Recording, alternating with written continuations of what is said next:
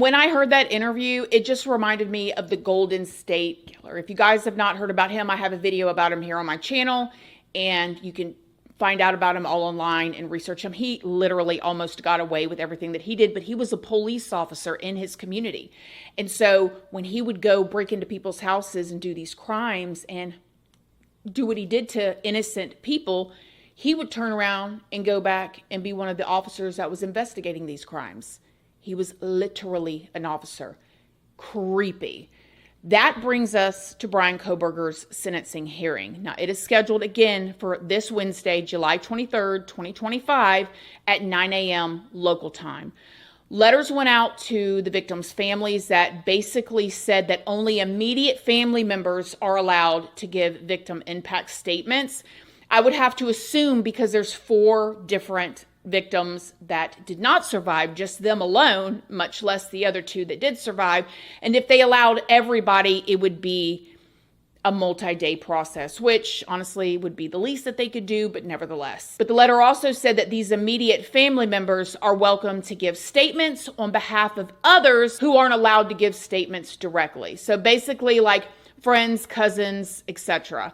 The letter also asked the families to send any funeral receipts that they would like to provide, because the state will be requesting Bryan to pay restitution, which I don't know how they would ever get it unless Bryan's going to start doing a bunch of interviews, making money and all of that, because I didn't see it anywhere that he wouldn't be allowed to do this. If y'all remember the Chris Watts situation, it was written in his plea deal that he can't get a lot of stuff. He can't make money on books. He can't do all of this stuff. So I don't know if it's going to work the same way with Bryan Koehberger or not, but it is rumored already that he's going to be doing an interview.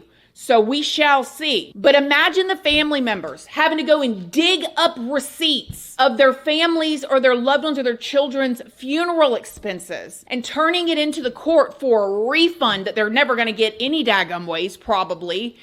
But you know, like, who would even do that? I mean, I just, it's so upsetting. It's like the people who are the victims, the innocent people here, the families, are the ones that have to do so much. It's heartbreaking. They got to go and get all of this. They had to give the funerals. They're the ones living without their family members, and Bryan gets to just sit there.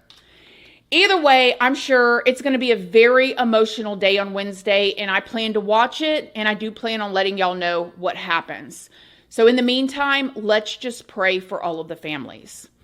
Have y'all heard about all of this? What do y'all think? Let me know what y'all think in the comment section down below. Other than that, I love you guys. I will be watching on Wednesday, and I will talk to y'all very soon. Have a great day.